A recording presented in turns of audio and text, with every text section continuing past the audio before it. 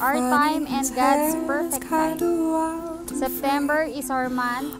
It brings us happiness and love. Stay blooming. I love you forever. Love, faith, and obedience. Wow! He talks kind Nice! Alright! Sigatong kay regalo. Happy 4th anniversary.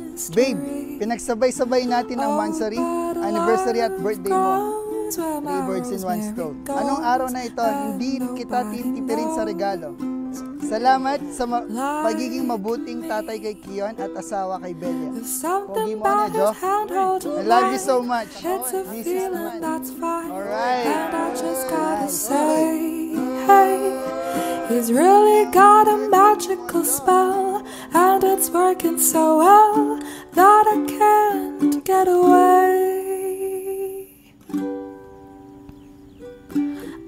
I promise to love you unconditionally, through ups and downs, to be with you for I am wrecked without you. From day one, with you until I grow old with you. I love you from the moon and back, from the rising of the sun, for you are my sunshine.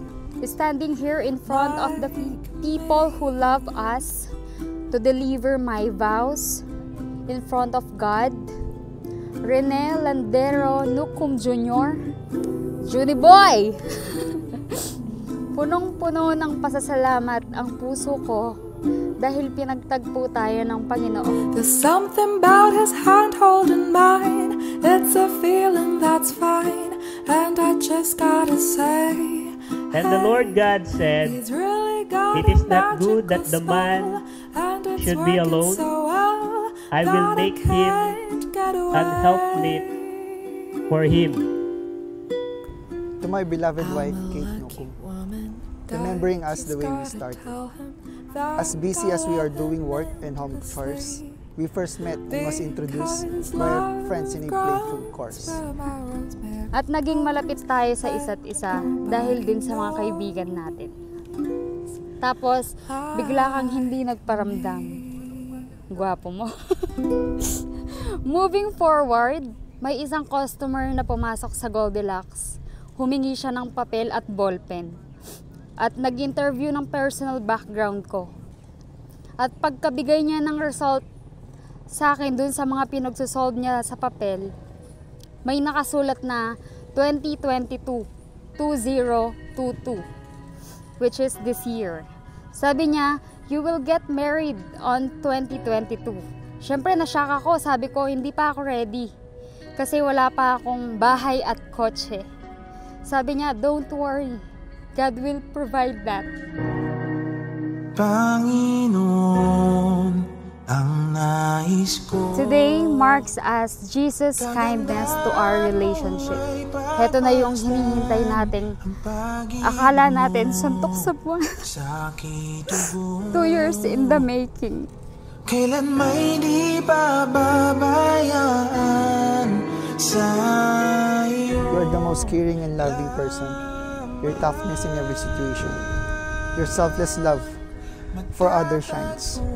Thank you for loving us, Kion. Thank you for the coffee and the breakfast.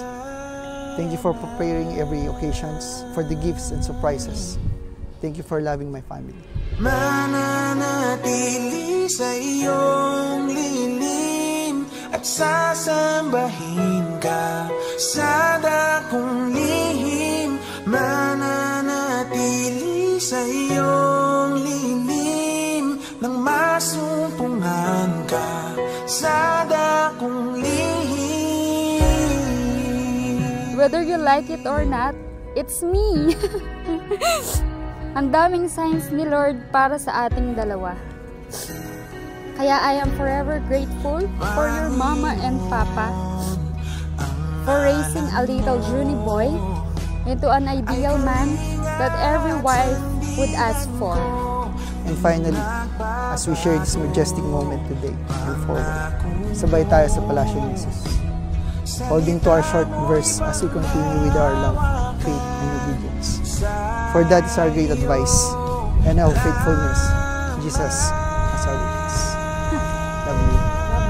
Matatagpuan sa iyong laman.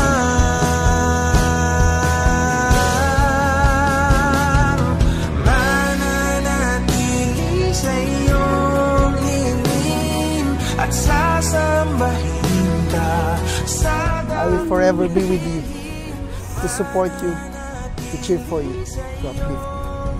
I will always be a handkerchief to your teary eyes. A repeat button to your favorite. Nagpaplano tayo pero God plans really working. Kaya sabay nating bigyang kulay ang mga drawing nating pangarap, harapin ang mga darating na pagsubok, at higit sa lahat, sabay-sabay nating i-enjoy ang buhay kasama ang ating mga pamilya. Thank you, Lord. Mahal kita. Alam ni Lord yan. I love you. Aking karangalan na ipakilala sa inyo, sa inyong lahat, ang bagong kasal na sina Mr. and Mrs.